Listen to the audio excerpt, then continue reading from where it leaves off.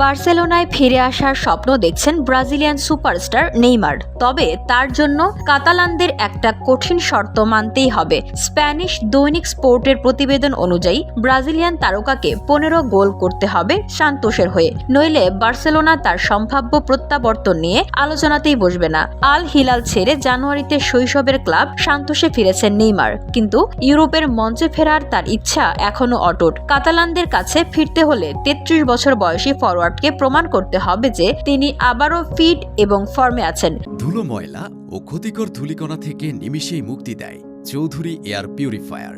এর শক্তিশালী সাকশন ঘরের কোনায় কোনায় লুকিয়ে থাকা সকল ধুলা টেনে ফিল্টার করে এবং বের করে আনে নির্মল ও স্বাস্থ্যকর হাওয়া।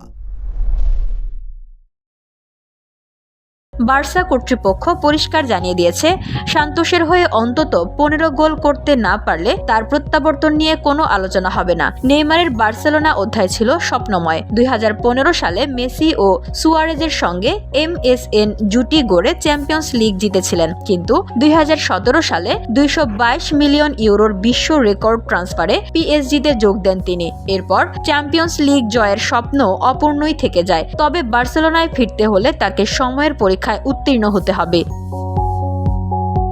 এই মুহূর্তে তার সান্তোস চুক্তি জুন পর্যন্ত, অর্থাৎ হাতে মাত্র কয়েক মাস সময়। নেইমার কি পারবেন 15 গোলের লক্ষ্য পূরণ করে কাতালানদের দৃষ্টি আকর্ষণ করতে? নেইমারের সামনে এখন বড় পরীক্ষা সান্তোসের জার্সিতে। মাসের শেষে ভাস্কো দা গামার বিপক্ষে ম্যাচে তাকে আরও একবার নিজের দক্ষতা প্রমাণ করতে হবে।